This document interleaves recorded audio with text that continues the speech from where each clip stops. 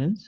నేను లోన్స్ తీసుకున్నప్పుడు చాలామంది జాగ్రత్తలు పాటించాల్సి ఉంటుంది. ఆ జాగ్రత్తల గురించనేది నేను చెప్తాను. ఇప్పుడు పర్సనల్ లోన్ తీసుకుంటుంటారు, క్రెడిట్ కార్డ్ లోన్ తీసుకుంటారు, housing loan, education loan, gold loan అట్లాంటివి తీసుకుంటూ ఉంటారు. బ్యాంక్స్‌లో గాని, ఫైనాన్స్ సెక్టార్‌లో గాని. మనము బ్యాంక్స్‌లో, ఫైనాన్స్ సెక్టార్‌లో మెయిన్‌గా వడ్డీ రేట్ తక్కువుందా? ప్రీ క్లోజింగ్ చార్జెస్ తక్కువున్నాయా? అప్లికేషన్ చార్జెస్ తక్కువున్నాయా? మెయిన్‌గా వడ్డీ అనేది తక్కువుండేలాగా చూసుకోవాలి.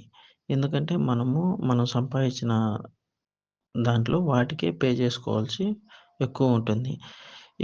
ఎక్కువగా మనము కొంత మొత్తాన్ని ముందుగా మనం చెల్లించుకునేలాగా చూసుకోవాలి.